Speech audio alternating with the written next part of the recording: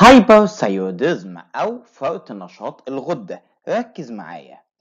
هنا الغدة عمالة تنتج الهرمونات بتاعتها بشكل مبالغ فيه، أو نديول واحدة أو فص واحد في الغدة هو اللي بينتج الهرمونات. فهنلاحظ الآتي: إن الثيرويد هرمون سواء توتال أو فري نسبته عالية، والتي اس اتش هتلاقي نسبتها قليلة جدا. بص يا سيدي، الهايبرثايروديزم هيتقسم عندي لنوعين: برايمري هايبرثايروديزم والسكندري هايبرثايروديزم. الفرق بين الاتنين قالك كلمة برايمري هايبرثايروديزم معناها المشكلة في الثيرويد جلاند في الغدة الدرقية، أما سكندري هايبرثايروديزم معناها المشكلة في البيتيوتري. حلقة النهاردة حلقة مهمة جدا، فركز معايا في كل كلمة هنقولها في حلقة النهاردة. بس قبل أي حاجة، لو أنت أول مرة تشوفني ما تنساش تعمل لايك وشير للقناة وسبسكرايب عشان يوصلك كل جديد. بدون مقدمات طويلة، كشكولك وقلمك وكوباية القهوة بتاعتك، ويلا بينا ندخل في حلقة النهاردة. معاكم كابتن أناليسيس.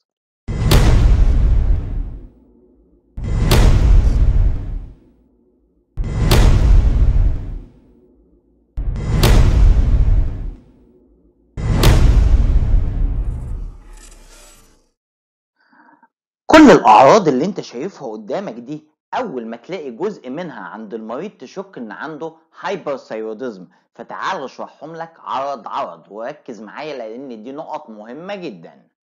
المريض في الطبيعي ما بيتعصبش، ولكن لما بيحصل له هايبرثايروديزم بيبقى عصبي زيادة عن اللزوم، وده مش من طبيعته.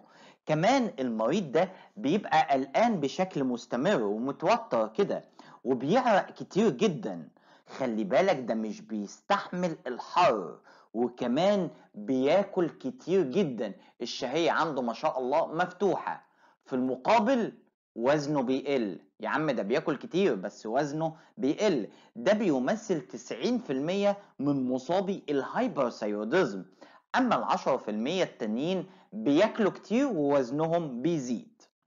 بيحصل عنده مشاكل في الجلد ومشاكل في العين وقلة الدورة الشهرية عند السيدات، وفي ألم في الرقبة، وفي ارتفاع لضغط الدم وارتفاع في ضربات القلب، وكمان ألم أثناء البلع لما بيجي ياكل.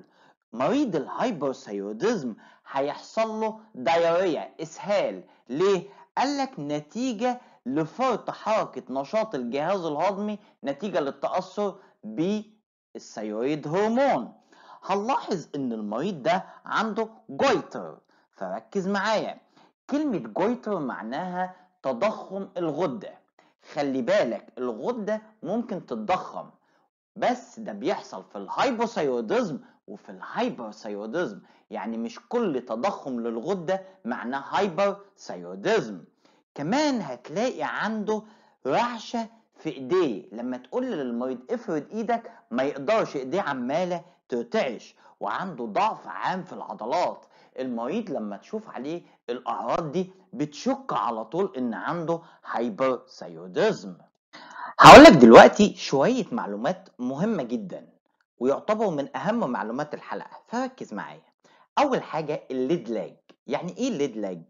مريض الهايبرثايروديزم بيحصل عنده حركة شهيرة جدا وهي الليد لاج. لما بيبص لتحت جفن عينه بيتأخر شوية لحد ما يغطي العين، فهنلاحظ ظهور جزء أبيض فوق نن العين لما يبص لتحت زي ما في الصورة قدامك بالظبط. كمان النقطة دي مهمة جدا.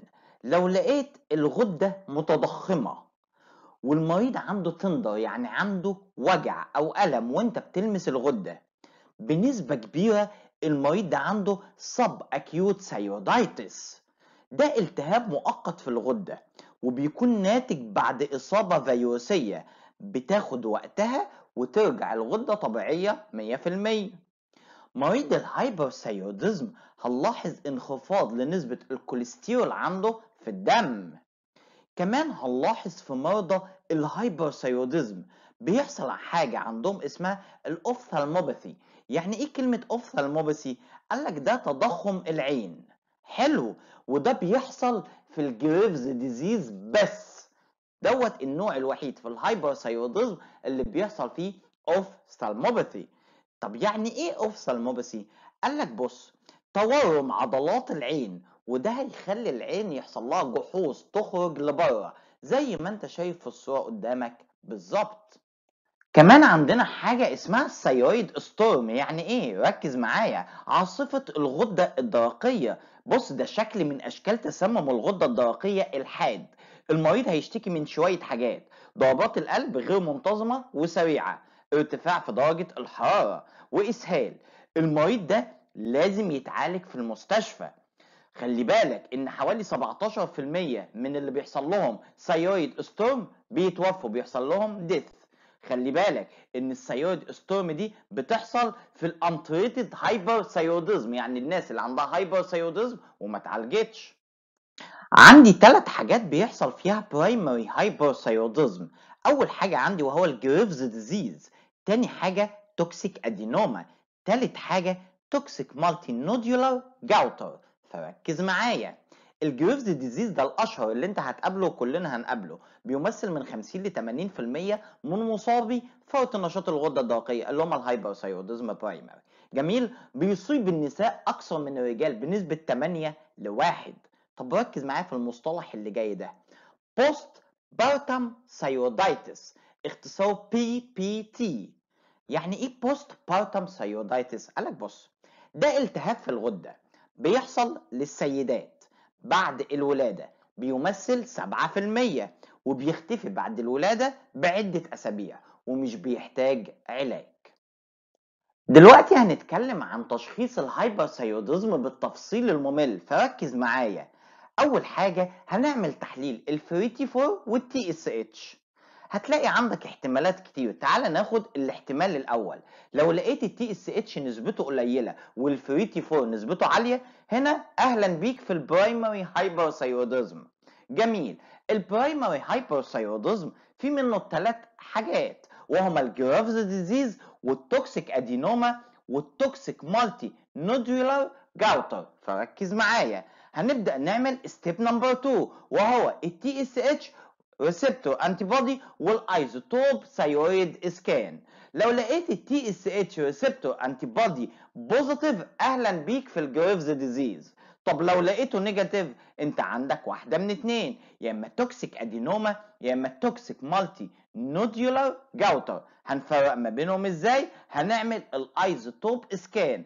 لو لقيت عندك النودولار ابتيك، يبقى انت عندك توكسيك ادينوما، ولو لقيت عندك irregular ابتيك، يبقى انت عندك توكسيك مالتي نودولار جاوتر. ايه ده؟ هشرحه لك كمان شويه. ندخل على الاحتمال التالي وهو انخفاض نسبة التي اس اتش ونورمال فريتي 4. اوتوماتيك تطلع تجري وتعمل لي فريتي 3، هتلاقي نسبته عالية. اهلا بيك في التي 3 سايوتوكسيكوزيز. طب لو لقيت التي 3 نسبته طبيعية، انت كده في واحدة من 3: يا اما سب كلينيكال يا اما مايلد هايبر ثايرودزم يا اما البيشنت دوت اخد ادوية زي الدوبامين والستيرويدز. يلا بينا على الاحتمال الثالث وهو ارتفاع كل من التي اس اتش والفري تي 4. هنا لازم نعمل اختبار مهم جدا: سيوتروبين ريليزنج هرمون تي ار اتش تيست. فركز معايا. هيظهر عندك واحد من الاثنين: يا اما انكريز ريسبونس وكده يبقى عندي ريزيستنس تو ثايرويد هرمون، يا اما نو ريسبونس وكده يبقى عندي بيتيوتري ادينوما. عندي خطوة مهمة جدا في تشخيص الهايبرثايرودزم وهي الثايرويد سانتجرافي. يعني ايه الكلام ده؟ هتجيب المريض وتديله حباية يكون فيها يود مشع، ونشوف الغدة بتتعامل مع اليود المشع ازاي. وده مهم جدا في تشخيص الهايبرثايرودزم. هنستخدم الجاما كاميرا ونشوف توزيع اليود داخل الغدة. فركز معايا. الهايبرثايرودزم واحدة من 4: يا اما جريفز ديزيز يا اما توكسيك نيديولز يا اما توكسيك ادينوما يا اما سب اكيوت ثايرويدايتس. هنفرق ما بينهم ازاي؟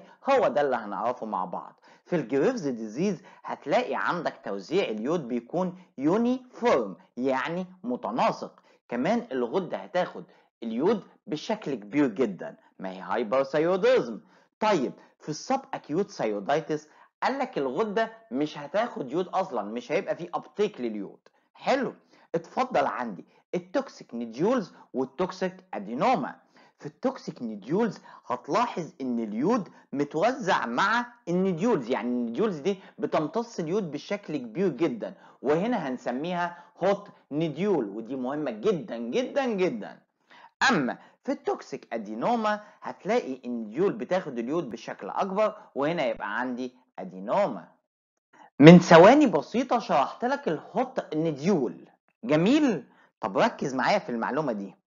مريض عملت له ثايرويد سانتجرافي ولقيت عنده نوديول، هو في بقرة موجودة ولكن مش بتستخدم اليود، يعني البقرة دي مش شغالة، بنسميها كولد نوديول. ركز بقى، للأسف حوالي 20% من الحالات بتكون مالجنانت، سرطان في الغدة، وهنا لازم نعمل بايوبسي، ناخد حتة من الغدة، نسيج من الغدة ونفحصه ونبدأ نشوف هو عنده كانسر ولا لا. هندخل على الجزء الثاني من حلقة النهاردة وهنتكلم عن التريتمنت، العلاج، فركز معايا. هتتابع واحدة من اتنين، الخط الأول وهو symptoms relief، فركز معايا. كلمة symptoms relief دي معناها إن بريح الأعراض عند المريض، يعني لو الغدة بتعمل له سرعة في ضربات القلب فأنا بقى إيه، بظبط سرعة ضربات القلب، وده عن طريق واحدة من اتنين، يا إما هديله بيتا بلوكر ما بين قوسين اللي هو الاندرال، جميل، وده مشهور جدا. لو المريض عنده اي سايد افكت او حساسيه من البيتا بلوكر هنديله كالسيوم تشانل بلوكرز. حلو الكلام، يلا بينا نكمل. النوع الثاني من التريتمنت، العلاج، هو ان نعالج المشكله نفسها، وهنقسم النوع ده في العلاج لثلاث حاجات، فركز معايا. اول حاجه هندي المريض انتي ثايرويد دراجز، اشهر مثال عندنا وهو الكاربيمازول، بس خلي بالك ده ممنوع للحوامل. المريض بياخد جرعة من 20 ل 40 مللي جرام في اليوم، وبعد شهر بنقلل، وبعد شهر كمان بنقلل لحد من ما نظبط الغدة، ودايما بنتابع بالتحاليل. بس من عيوب الكاربيمازول ان ليه سايد افكت جبارة. اول حاجة بيعمل allergic reaction، كمان بيعمل حاجة اسمها جرانيولوسايت، يعني بيقلل النيتروفيل، يعني بيعمل نيتروبينيا، وهنا المريض ده بيكون معرض للانفكشن. كمان بيعمل ابلاستيك انيميا، هيباتيتس، بولي ارثرايتس، وكمان التهاب في الاوعيه الدمويه للمريض. كده ناقص اتجاهين همشي فيهم، يا اما هدي راديو اكتيف ايودين يا اما هتدخل جراحيا. يلا نروح للجراحه. هعمل حاجه من اتنين، يا اشيل الغده كلها يا اما هشيل 3/4 الغده، اللي هيحدد ده الطبيب المعالج، بس الموضوع ده ما بقاش منتشر دلوقتي، والتدخل الجراحي ما بنفضلوش في معظم الحالات. طيب يلا نروح للراديو اكتيف ايودين. الفكرة بكل بساطة إن هدي المريض ده يود مشع يدمر لي الغدة الدرقية. تعال أشرح لك القصة.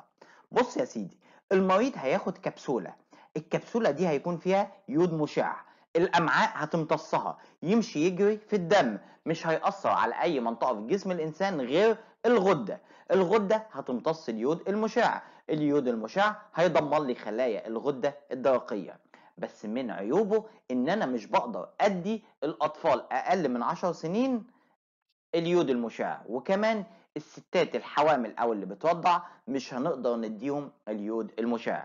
خلي بالك، لو مريض عنده سيفير اوفثالموباثي هنا ممنوع تعالجه بالراديو اكتيف ايودين، لان ده بيزود الاعراض بشكل عنيف جدا. دي كانت حلقة النهاردة، اتكلمنا فيها عن الهايبرثايرويدزم بالتفصيل الممل، وازاي تشخصها وازاي تعالجها. لو انت شايف ان احنا بنتعب في المحتوى بتاعنا ما تبخلش علينا بتعليق كويس تحت الفيديو، وما تنساش تعمل لايك للفيديو، شير للقناة وسبسكرايب عشان يوصلك كل جديد. كان معاكم كابتن اناليسيس.